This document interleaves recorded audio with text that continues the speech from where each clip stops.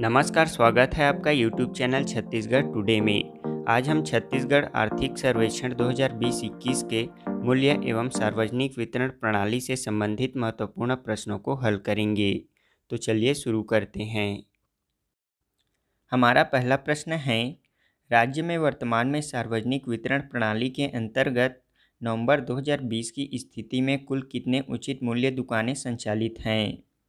इसका आंसर है option B, 12,451 दुकानें। छत्तीसगढ़ राज्य में वर्तमान में सार्वजनिक वितरण प्रणाली के अंतर्गत नवंबर 2020 की स्थिति में कुल 12,451 उचित मूल्य की दुकानें संचालित हैं। बता दें कि राज्य में सार्वजनिक वितरण प्रणाली के क्रियान्वयन से राज्य में खाद्य सुरक्षा सुनिश्चित की गई है। सार्वजनिक वितरण प्रणाली के अंतर्गत रियायती दरों पर खाद्यान्न एवं अन्य आवश्यक वस्तुएं जनसाधारण विशेषतः समाज के आर्थिक रूप से कमजोर वर्गों को प्रदान किया जाता है। राज्य में खाद्य सुरक्षा, नागरिक आपूर्ति एवं उपभोक्ता संरक्षण विभाग द्वारा सार्वजनिक वितरण प्रणाली के माध्यम से खाद्यान्न, शक्कर, केरोसिन, नमक एवं चना आदि आवश्यक वस्तुएं उचित मूल्य की दुकानों के माध्यम से नियत दरों पर उपलब्ध कराई जाती है। वर्तमान में राज्य में सार्वजनिक वितरण प्रणाली का क्रियान्वयन नागरिक आपूर्ति निगम के 130 पीडीएस प्रदाय केंद्र एवं 12,451 उचित मूल्य दुकानों के माध्यम से किया जा रहा है। हमारा अगला प्रश्न है, वर्तमान में सार्वजनिक वितरण प्रणाली के अंतर्गत प्रतिमाह कितने राशन कार्ड धारियों को पात्रतानुसार राशन सामग्री का वितरण किया जा रहा है?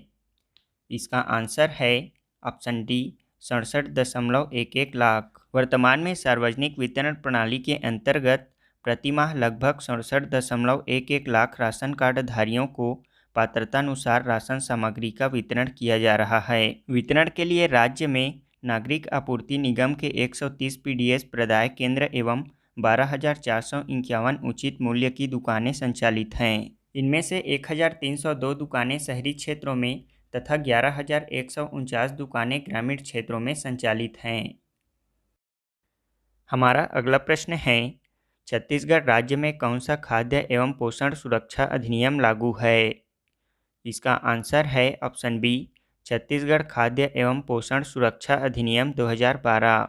राज्य में छत्तीसगढ़ खाद्य एवं पोषण सुरक्षा अधिनियम 2012 लागू है। बता दें कि राज्य में गरीब एवं जरूरतमंदों को भोजन का अधिकार सुनिश्चित करने तथा पात्रतानुसार राशन सामग्री उपलब्ध कराने हेतु खाद्य सुरक्षा कानून लागू करने वाला छत्तीसगढ़ देश का पहला राज्य है। राष्ट्रीय खाद्य सुरक्षा अधिनियम 2013 के लागू होने के पूर्व राज्य में खाद्य एवं पोषण सुरक्षा अधिनियम 2012 लागू किया गया है। राष्ट्रीय खाद्य सुरक्षा अधिनियम के द्वारा राज्य में 78% जनसंख्या अर्थात 2 करोड़ लोगों को 5 किलो प्रति सदस्य के मान से खाद्य की पात्रता निर्धारित की गई है। राष्ट्रीय खाद्य सुरक्षा अधिनियम के अंतर्गत चावल की उपभोक्ता दर 3 रुपये प्रति किलो है, जबकि राज्य के खाद्य सुरक्षा कानून में अंत्योदय एवं प्राथमिकता वाले 57 लाख परिवारों को 1 रुपये प्रति किलो के दर से खाद्यान्न प्रदान किया जा रहा है। हमारा अगला प्रश्न है, राज्य में सार्वभौम सार्वजनिक वितरण प्रणाली यूनिवर्सल पीडीएस का शुभारंभ कब किया गया था? इसका आंसर है ऑप्शन ए, 2 अक्टूबर 2019 में। राज्य के सभी परिवारों को खाद्य सुरक्षा उपलब्ध कराने हेतु सार्वभौम पीडीएस का शुभारंभ 2 अक्टूबर 2019 से प्रारंभ किया गया था। राज्य शासन द्वारा सार्वभौम सार्वजनिक वितरण प्रणाली में प्राथमिकता राशन कार्डों के खाद्यान्न पात्रता में वृद्धि के साथ साथ सामान्य परिवारों के लिए सामान्य परिवार वाले राशन कार्ड जारी करते हुए खाद्यान्न पात्रता सुनिश्चित की गई है। सार्वभौम पीडीएस के अंतर्गत सामान्य परिवारों को भी खाद्यान्न की पात्रता होगी। वर्तमान में सार्वभौम पीडीएस के अंतर्गत सामान्य राशन कार्ड जारी किया जा रहा है। सार्वभौम पीडीएस के अंतर्गत राज्य की 98% जनसंख्या को खाद्यान्न उपलब्ध कराया जा रहा है। हमारा अगला प्रश्न है, राज्य में छत्तीसगढ़ खाद्य एवं पोषण सुरक्षा अधिनियम तथा सार्वभौम सार्वजनिक वितरण प्रणाली के अंतर्गत कुल कितने राशन कार्ड वर्तमान में जारी किए गए हैं? इसका आंसर है ऑप्शन सी, 67.11 लाख। छत्तीसगढ़ में छत्तीसगढ़ खाद्य एवं पोषण सुरक्षा अधिनियम तथा सार्वभौम सार्वजनिक वितरण प्रणाली के अंतर्गत कुल 67,11,118 परिवारों को राशन कार्ड जारी किए गए हैं। हमारा अगला प्रश्न है, वर्ष 2020-21 में सामान्य धान का समर्थन मूल्य कितना है? इसका आंसर है ऑप्शन बी 1868 रुपये प्रति क्विंटल।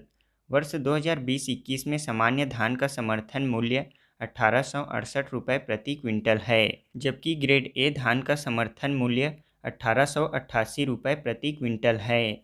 बता दें कि न्यूनतम समर्थन मूल्य कृषि उपज एवं मूल्य आयोग CACP की सिफारिशों के आधार पर भारत सरकार के आर्थिक मामलों की कैबिनेट समिति द्वारा घोषित किया जाता है।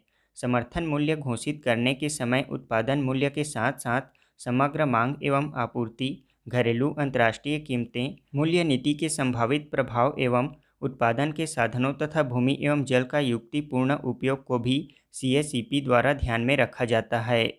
CACP एक विशेष निकाय है जिसकी अनुशंसाओं को भारत सरकार द्वारा स्वीकार किया जाता है। अभी हाल ही में भारत सरकार द्वारा रबी फसल चालू वर्ष के लिए 2021-22 गेहूं का न्यूनतम समर्थन मूल्य 40 रुपये बढ़ाकर 2015 रुपये प्रति क्विंटल तथा सरसों का न्यूनतम समर्थन मूल्य 400 रुपये बढ़ाकर 5050 रुपये प्रति क्विंटल कर दिया गया है। इसके साथ यह भी बता दें कि राज्य में कोदो कुटकी का समर्थन मूल्य 3000 रुपये प्रति क्विंटल तथा रागी का समर्थन मूल्य 3377 रुपये प्रति क्विंटल है। हमारा अगला प्रश्न है, राज्य में धान खरीदी केंद्रों को कंप्यूटरीकृत कब से किया गया है? इसका आंसर है ऑप्शन सी 2007-08 में। खरीफ वर्ष 2007-08 में धान खरीदी केंद्रों की समस्या को व्यवस्थागत कंप्यूटरीकृत किया गया है।